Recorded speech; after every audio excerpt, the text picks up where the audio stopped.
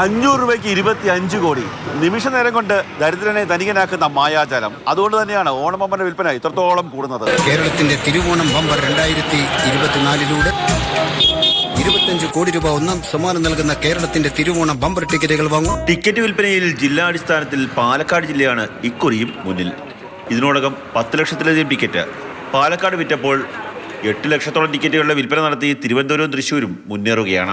1962 അതായത് കേരള ലോട്ടറി ആരംഭിക്കുന്നതിന് മുമ്പ് ലോട്ടറി വിൽപ്പന ആരംഭിച്ച കൊല്ലത്തെ ജയകുമാർ ലോട്ടറീസ് കഴിഞ്ഞ വർഷം ഏറ്റവും കൂടുതൽ ഓണം ബമ്പർ വിറ്റത് ഈ കടയിലാണ്. ചേട്ടോ, എങ്ങനെയുണ്ട് കച്ചവടം? എങ്ങനെയുണ്ട്? കച്ചവടം വളരെ നല്ല രീതിയിൽ പുരോഗമിക്കുന്നു. തുടക്കത്തിൽ ഒരു ചെറിയ മന്ദീഭവം ഉണ്ടായിരുന്നെങ്കിലും ഈ ലോട്ടറിക്ക് അങ്ങനെയാണ്. അവസാന ദിവസങ്ങളിൽ അതിൻ്റെ ഒരു വിൽപ്പന ആർക്കും നമുക്ക് പ്രതീക്ഷിക്കാൻ പറ്റത്തില്ല.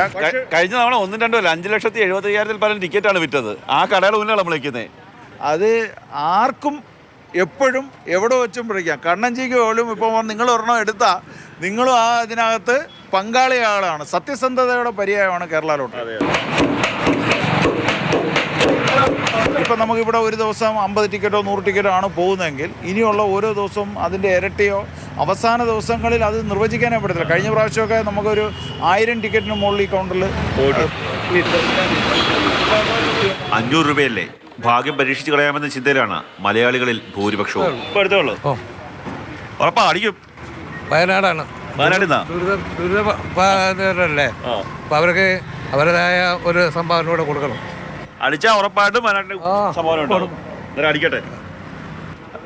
443671. അന്നേരം ചേട്ടൻ്റെ ഫാൻസി നമ്പർ ഒന്നും നോക്കത്തില്ല. ഒന്നും നോക്കിയില്ല. സാറിൻ്റെ ഉറപ്പായിട്ടും അടിക്കല്ലേ? അടിക്കട്ടെ. ഓക്കെ.